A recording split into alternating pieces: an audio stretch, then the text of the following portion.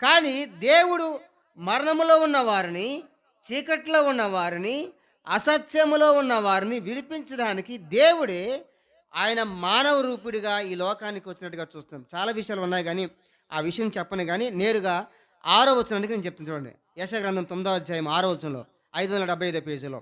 ఏలయనగా మనకు శిశువు పుట్టెను, మనకు కుమారుడు అనుగ్రహించబడెను. చూడండి ఇక్కడ ఆగదు, ఇక్కడ ఆగదాం. ఆయనకి ఎలాంటి వాడని చెప్పండి? మనకు శిశువు పుట్టాను. శిశువు పుడతావేంటి? శిశువు పుడతావేంటి అనంటే, దేవుడు లోకములో పరలోకంలో ఉన్నటువంటి దేవుడే ఈ లోకానికి శిశువుగా వచ్చాడు.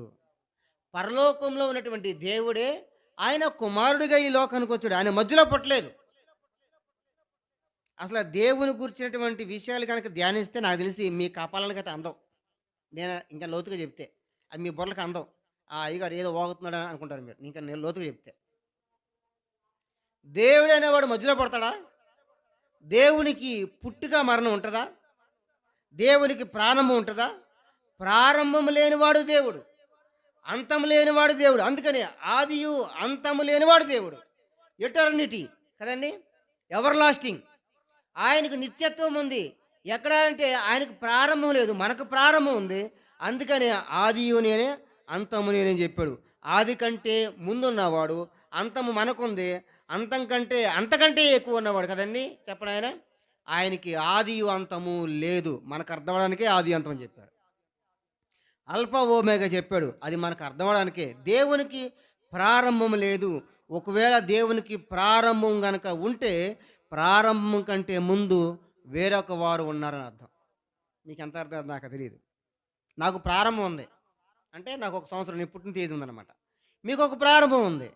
ఈ భూలోకంలో పుట్టిన ప్రతి మానవుడికి ఒక ప్రారంభం ఉందంటే అర్థం ఏంటంటే దానికి ముందు ఎవరో ఉన్నారు.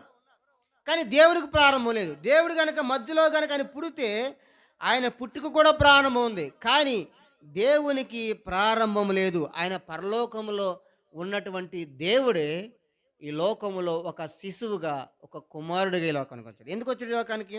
దేవుడు సరాసరి భూలోకానికి వస్తే ఎవరు కూడా చూడలేడు. మోషే అడిగాడు, దేవా నేను చూస్తానన్నాడు. నేను చూస్తానంటే దేవుడండి నువ్వు చూస్తే చేస్తావు అన్నాడు దేవుడు కదండి. నేను చూస్తా అంటే ఏమవుద్ది? కాలుతుంది. నిప్పు నేను చేతి వేసుకుంటా, ఆ చేతుకుంటే ఏమో చెప్పండి, బొగ్గులో నేను చేతులు వేసుకుంటా అంటే కాలుతుంది. అది కుదిరే పని కాదు. ఇస్త్రీ పెట్టి నేను పట్టుకుంటా అది కుదిరే కాలుతుంది. దేవుడు సరాసరిగా ఆయన ఉన్నటువంటి మహిమతో గనక ఈ లోకానికి సరసరీడుగా అలాగా దిగి వచ్చేస్తే